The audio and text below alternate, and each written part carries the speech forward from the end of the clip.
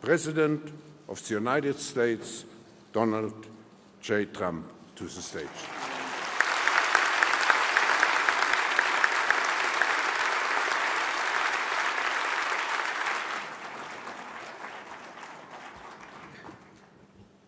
Thank you, Klaus, very much. It's a privilege to be here at this forum where leaders in business, science, art, diplomacy, and world affairs have gathered for many years to discuss how we can advance prosperity, security, and peace. I'm here today to represent the interests of the American people and to affirm America's friendship and partnership in building a better world. Like all nations represented at this great forum, America hopes for a future in which everyone can prosper and every child can grow up free from violence, poverty, and fear. Over the past year, we have made extraordinary strides in the U.S. We're lifting up forgotten communities, creating exciting new opportunities, and helping every American find their path to the American dream, the dream of a great job, a safe home, and a better life for their children. After years of stagnation, the United States is once again experiencing strong economic growth. The stock market is smashing one record after another and has added more than $7 trillion in new wealth since my election. Consumer confidence, business confidence, and manufacturing confidence are the highest they have been in many decades. Since my election, we've created 2.4 million jobs, and that number is going up very, very substantially. Small business optimism is at an all-time high. New unemployment claims are near the lowest we've seen in almost half a century. African-American unemployment has reached the lowest rate ever recorded in the United States, and so has unemployment among Hispanic Americans. The world is witnessing the resurgence of a strong and prosperous America. I'm here to deliver a simple message. There has never been a better time to hire, to build, to invest, and to grow in the United States. America is open for business, and we are competitive once again. The American economy is by far the largest in the world, and we've just enacted the most significant tax cuts and reform in American history. We've massively cut taxes for the middle class and small businesses to let working families keep more of their hard-earned money. We lowered our corporate tax rate from 35% all the way down to 21%. As a result, millions of workers have received tax cut bonuses from their employers in amounts as large as $3,000. The tax cut bill is expected to raise the average American's household by more than $4,000. The world's largest company, Apple, announced it plans to bring $245 billion in overseas profits home to America. Their total investment into the United States economy will be more than $350 billion over the next 5 years. Now is the perfect time to bring your business, your jobs, and your investments to the United States. This is especially true because we have undertaken the most extensive regulatory reduction ever conceived. Regulation is stealth taxation. The U.S., like many other countries, unelected bureaucrats, and we have, believe me, we have them all over the place, and they've imposed crushing and anti-business and anti-worker regulations on our citizens with no vote, no legislative debate, and no real accountability. In America, those days are over. I pledged to eliminate 2 unnecessary regulations for every 1 new regulation. We have succeeded beyond our highest expectations. Instead of 2 for 1, we have cut 22 burdensome regulations for every one new rule. We are freeing our businesses and workers so they can thrive and flourish as never before. We are creating an environment that attracts capital, invites investment, and rewards production. America is the place to do business. So come to America, where you can innovate, create, and build. I believe in America. As President of the United States, I will always put America first, just like the leaders of other countries should put their country first also. But America first does not mean America alone. When the United States grows, so does the world. American prosperity has created countless jobs all around the globe, and the drive for excellence and innovation in the U.S. has led to important discoveries that help people everywhere live more prosperous and far healthier lives. As the United States pursues domestic reforms to unleash jobs and growth, we are also working to reform the international trading system so that it promotes broadly shared prosperity and rewards to those who play by the rules. We cannot have free and open trade if some countries exploit the system at the expense of others.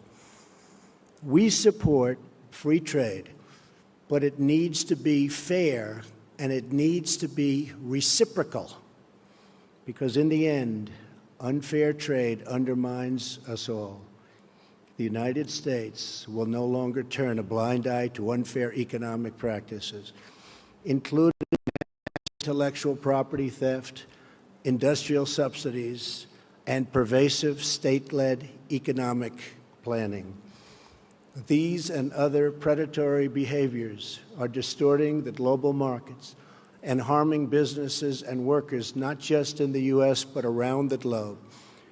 Just like we expect the leaders of other countries to protect their interests, as President of the United States, I will always protect the interests of our country, our companies, and our workers. We will enforce our trade laws and restore integrity to our trading system. Only by insisting on fair and reciprocal trade can we create a system that works not just for the U.S., but for all nations. As I have said, the United States is prepared to negotiate mutually beneficial bilateral trade agreements with all countries. These include the countries in TPP, which are very important. We have agreements with several of them already. We would consider negotiating with the rest, either individually or perhaps as a group, if it is in the interests of all. My administration is also taking swift action in other ways to restore American confidence and independence. We are lifting imposed restrictions on energy production to provide affordable power to our citizens and businesses and to promote energy security for our friends all around the world. No country should be held hostage to a single provider of energy. America is roaring back, and now is the time to invest in the future of America. We have dramatically cut taxes to make America competitive. We are eliminating burdensome regulations at a record pace. We are reforming the bureaucracy to make it lean, responsive, and accountable, and we are ensuring our laws are enforced fairly.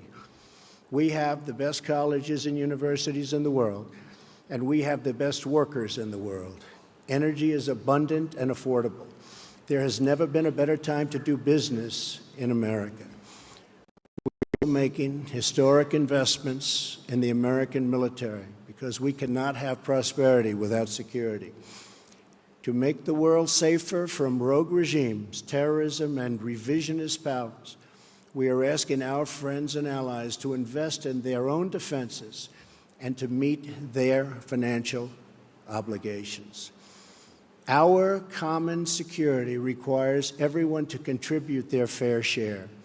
My administration is proud to have led historic efforts at the United Nations Security Council and all around the world to unite all civilized nations in our campaign of maximum pressure to denuke the Korean Peninsula. We continue to call on partners to confront Iran's support for terrorists and block Iran's path to a nuclear weapon. We're also working with allies and partners to destroy jihadist terrorist organizations, ISIS, and very successfully so. The United States is leading a very broad coalition to deny terrorists control of their territory and populations, to cut off their funding, and to discredit their wicked ideology. I am pleased to report that the coalition to defeat ISIS has retaken almost 100% of the territory once held by these killers in Iraq and Syria. There is still more fighting and work to be done and to consolidate our gains. We are committed to ensuring that Afghanistan never again becomes a safe haven for terrorists who want to commit mass murder to our civilian populations. I want to thank those nations represented here today that have joined in these crucial efforts. You are not just securing your own safety, but saving lives and restoring hope for millions and millions of people. When it comes to terrorism, we will do whatever is necessary to protect our nation. We will defend our citizens and our borders. We are also securing our immigration system as a matter of both national and economic security. America is a cutting-edge economy, but our immigration system is stuck in the past. We must replace our current system of extended family chain migration with a merit-based system of admissions that selects new arrivals based on their ability to contribute to our economy, to support themselves financially, and to strengthen our country. In rebuilding America, we are also fully committed to developing our workforce. We are lifting people from dependence to independence because we know the single best anti-poverty program is a very simple and very beautiful paycheck. To be successful, it is not enough to invest in our economy. We must invest in our people. When people are forgotten, the world becomes fractured. Only by hearing and responding to the voices of the forgotten, create a bright future that is truly shared by all. The nation's greatness is more than the sum of its production. A nation's greatness is the sum of its citizens, the values, pride, love, devotion, and character of the people who call that nation home. From my first international G7 summit, to the G20, to the UN General Assembly, to the World Trade Organization, and today at the World Economic Forum, my administration has not only been present, but has driven our message that we are all stronger when free, sovereign nations cooperate toward shared goals, and they cooperate toward shared dreams. Represented in this room are some of the remarkable citizens from all over the world. You are national leaders, business titans, industry giants, and many of the brightest minds in many fields. Each of you has the power to change hearts, transform lives, and shape your country's destinies. With this power comes an obligation, however, a duty of loyalty to the people, workers, and customers who have made you who you are. So together, let us resolve to use our power, our resources, and our voices, not just for ourselves, but for our people, to lift their burdens, to raise their hopes and to empower their dreams, to protect their families, their communities, their histories, and their futures. That's what we're doing in America, and the results are totally unmistakable. It's why new businesses and investment are flooding in. It's why our unemployment rate is the lowest it's been in decades. It's why America's future has never been brighter. Today, I am inviting all of you to become part of this incredible future we are building together. Thank you to our hosts. Thank you to the leaders and innovators in the audience. But most importantly, thank you to all of the hardworking men and women who do their duty each and every day, making this a better world for everyone. Together, let us send our love and our gratitude to make them, because they really make our countries run. They make our countries great. Thank you, and God bless you all. Thank you very much.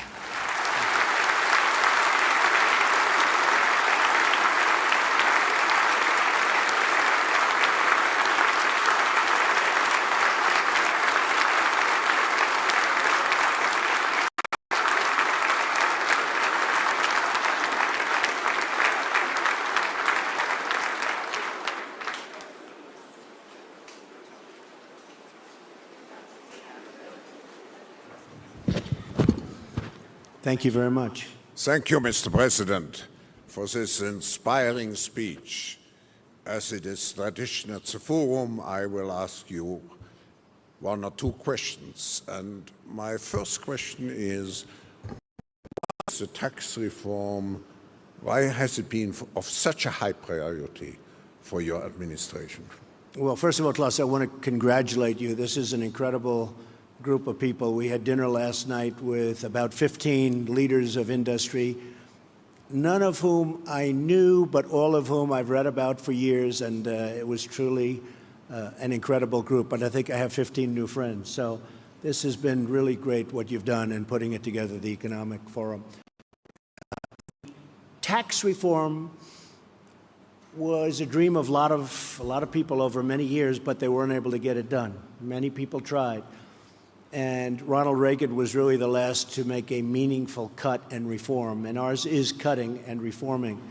We emphasize cut, but the reform is probably almost as important. We've wanted to do it. It is very tough politically to do it. Hard to believe that would be, but it is very, very tough. That's why it hasn't been close to 40 years.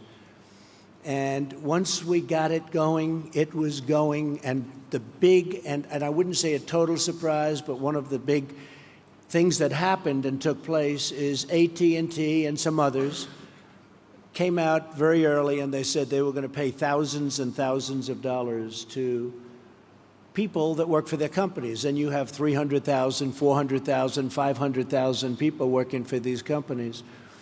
And all of a sudden, it became like a big waterfall, a big, beautiful waterfall, where so many companies are doing it. And even today, they just announced many more. But every day, they announce more and more. And now it's a fight for who's going to give the most. It started at 1,000. Now we have them up to 3,000.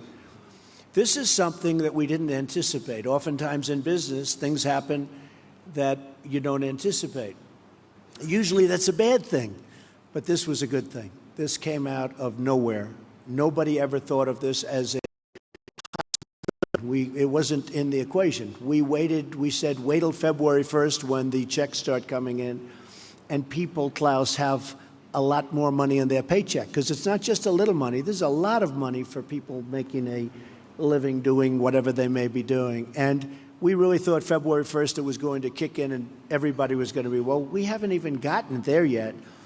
And it's kicked in, and it's had an incredible impact on the stock market and the stock prices.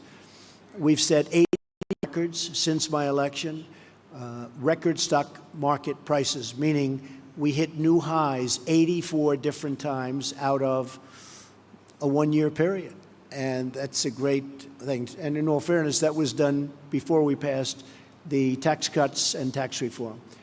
So what happened is really something special. Then, as you know, and as I just said, Apple came in with $350 billion. And I tell you, I spoke with Tim, I will never consider this whole great run that we've made complete until you start building plants in the U.S. And I will tell you, this moved up very substantially. But when I heard 350, I thought they were talking $350 million. And by the way, that's a nice-sized plant. Not the greatest, but not bad. And they said, no, sir, it's $350 billion. I said, that is something. Well, we have tremendous amounts of money, including my newfound friends from last night, great companies. They're all investing. When one of the gentlemen said he's putting in $2 billion because of the tax cuts, I said to myself, wow, he's actually the cheap one in the group because they're putting in massive numbers of billions of dollars. So I think you have a brand new United States. You have a United States where people from all over the world and invest, and there's just nothing like what's happening. And I just want to finish by, I have a group of people that have been so outside. I have a whole lot of them, so I won't introduce because then I'll insult at least half of them. But I've had a group of people that work so hard on this and other things. And we're really doing, we had a great first year, so successful in so many different ways. And there's a tremendous spirit. When you look at all of the different charts and polls, and you see, as an example, African-American unemployment at the historic low. It's never had a period of time like this. Same with Hispanic. Women at a 17-year low.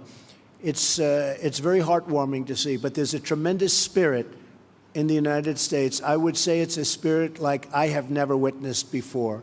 I've been here for a while. I have never witnessed the spirit that our country has right now. So I just want to thank you, all of those that are pouring billions of dollars into our country, or $10 into our country. We thank you very much. Thank you.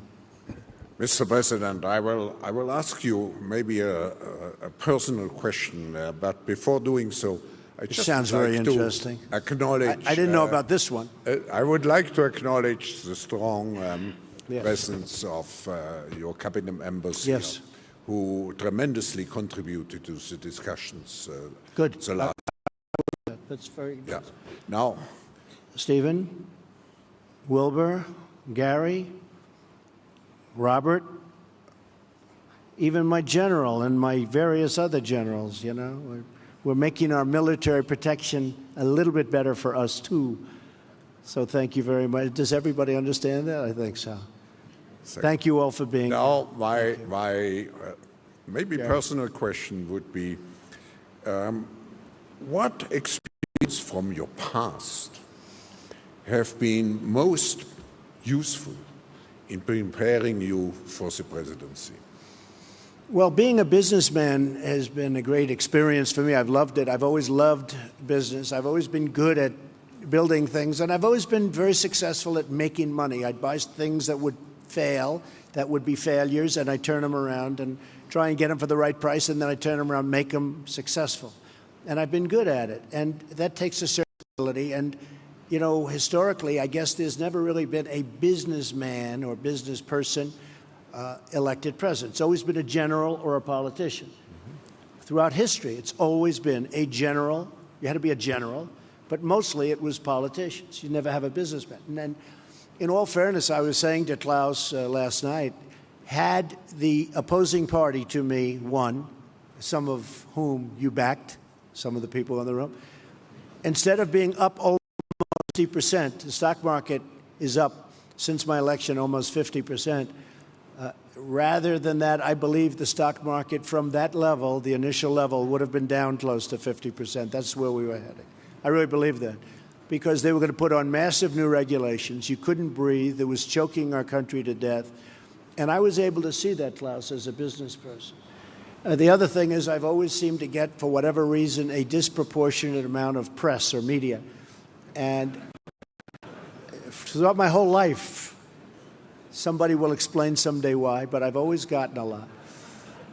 And as a businessman, I was always treated really well by the press. You know, the numbers speak and things happen, but I've always really had a very good press. And it wasn't until I became a politician that I realized how nasty, how mean, how vicious, and how fake the press can be as the cameras start going off in the back. But I mean, the bottom line, somebody said, well, they couldn't have been that bad because here we are, we're president. And I think we're doing a really great job with my team. I have a team of just tremendous people. And I think we're doing a very special job. And I really believe it was time. And it was time to do that job, because I don't think the United States would have done very well if it went through 4 or 8 more years of regulation and really a very anti-business group of people. We have a very pro-business group. We have regulations cut to a level. In the history of our country, Klaus, this was reported recently, in 1 year, we've cut more regulations in my administration than any other administration in 4, 8, or 16 years in the one case. We've cut more regulations in 1 year, and we have a ways to go. I mean, we're probably 50% done, and we're going to have regulation. There's nothing wrong with rules and regulations. But we've cut more than any administration ever in the history of our country, and we still have a ways to go. So I think between that and the tremendous tax cuts, we've really done something. And one other thing I said, and I saw it last night with some of the leaders and the business people, I think I've been a cheerleader for our country. And everybody representing a company or a country has to be a cheerleader, or no matter what you do, it's just not going to work. And the reason I'm a cheerleader is because it's easy, because I love our country, and I think we're just doing really well. And we look forward to seeing you in America, special place, and where you are is a special place also. Thank you all very much. I appreciate it. Thank you. Thank you very much, Mr. President, for being with us. The World Economic Forum community who is assembled here will be certainly, and I quote you from the last piece of your remarks, will be certainly be among the hard-working men and women who do their duty each and every day, making this world a better place for everyone. Thank you very much. Thank you. Thank you very much, everybody. Thank you. Thank you.